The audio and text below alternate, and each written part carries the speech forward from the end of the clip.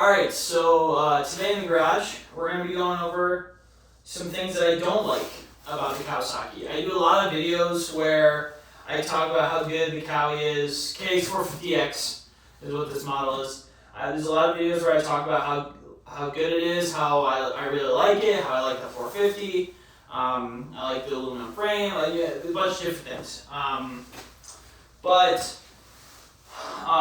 Going into this video, when this video is being filmed, it's 2025, almost 2026. 2026, I will be on this bike full year. 2027, I will be looking at a different manufacturer, or a dealership, I should say. So I'm looking for a dealership deal, which probably will put me on a different manufacturer. The front runners for those, and I'll be just transparent with that, is probably not Kawi. I'll probably be on an Austrian bike or Triumph. So that's just the reality of that. So if to keep doing this, I would like to be on a team, just to mitigate some of the cost. If it doesn't turn out that I can't get on a team, then I would probably be more than likely staying on a Kawasaki further than 2027. So I'd probably get a new Kawasaki, swap over some of these parts onto that bike. But with all that being said, 5 things that I do not like about the Kawasaki. The first one I'm going to talk about is more. It's really two, but we're gonna lump them together. Is the wear and the cheapness of some of this stuff. So I feel like with the Kawasaki, I'm comparing off my 300R race edition that I used to have that I had since sold. The wear of this bike seems just a little bit more than my Beta, and what I mean by that is there's just some things on the plastics, some things with some bolts that come loose, that type of thing. The chain guide, I had to replace the chain guide at 15 hours or so because the chain guide completely bent and scratched up the sprocket and the chain. So I had to completely change out that chain guide back there. Just some things just feel cheap, feel flimsy, and that's something that I think would need to be updated for Kawasaki. I've since done that. Changed out, like I said, the chain guide, the levers, just things that feel cheap. The bolts, I do feel it come loose a little bit easier, and that's what I was saying. The cheapness a little bit.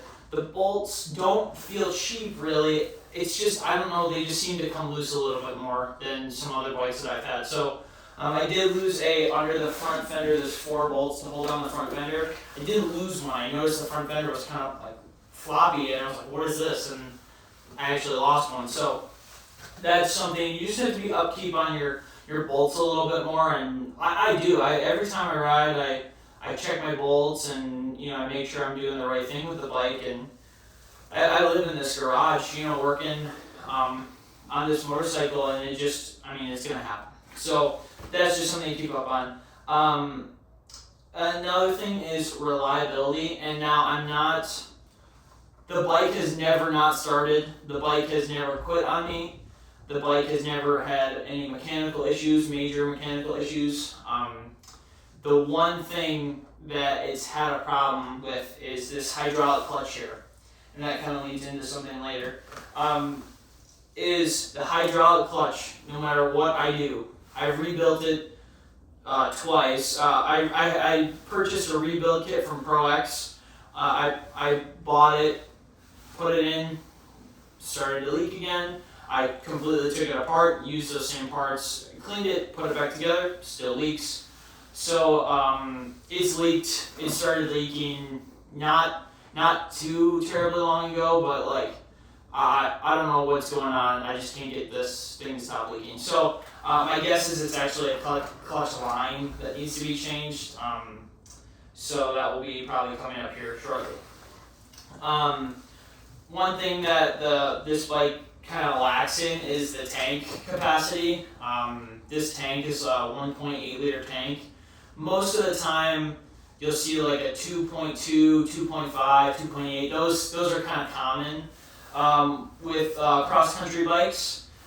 This is just a regular moto tank, and I think that's something that Kawasaki can improve on, is just going to a slightly bigger tank from the factory. I know a lot of the race guys are going to change out their tanks anyway, but when an IMS tank without the receiver is $400, it gets expensive fast. So if we could just see maybe like a 2.2 liter gas tank, that would be amazing. I mean, there's room under there. There's also room up top. I mean, you could come out a little bit more. That's what IMS does. So that would just help out a little bit, I think.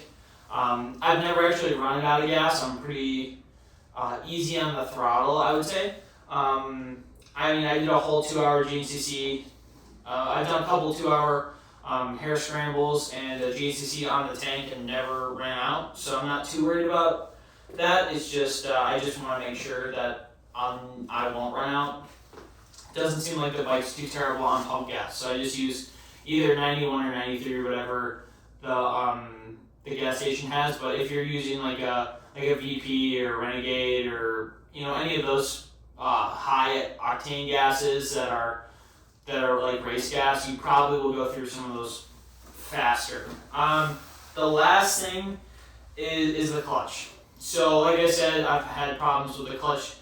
I wouldn't even say it's like leaking. It's just seeping out there, and it's not like there's a constant drip. There's actually no drip. It's just there's every time after I ride, there's just like moisture buildup where that dirt sticks to down there, so I know it's coming from there. But the clutch pull is a weak spot in the Kawasaki 450X, and by that sometimes it's very vague, and then also there's times where when the clutch would get hot, it would just kind of fade, and it's like it's a hydraulic. How is this even happening? I don't know. I'm not the only one that said that that's happened.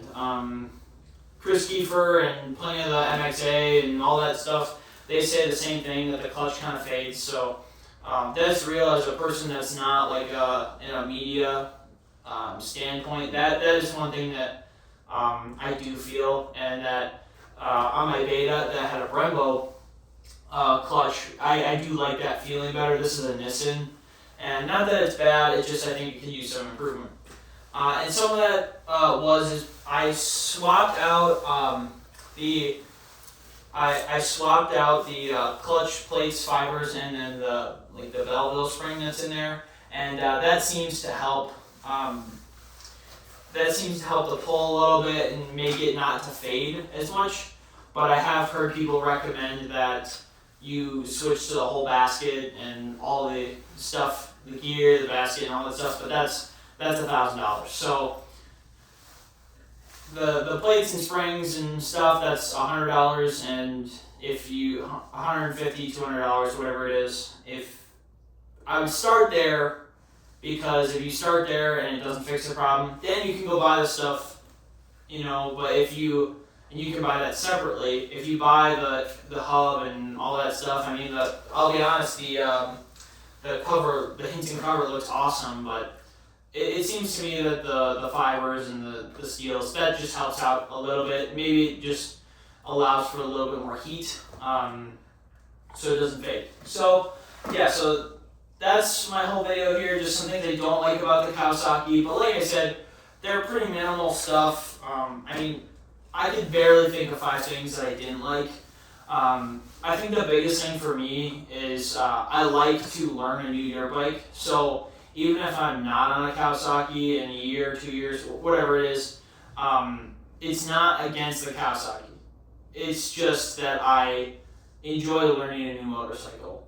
And I like riding different things, and I'm not a person that's like, I need to have this brand and I need to have only that brand. Like I will switch manufacturers because I do think they're all good.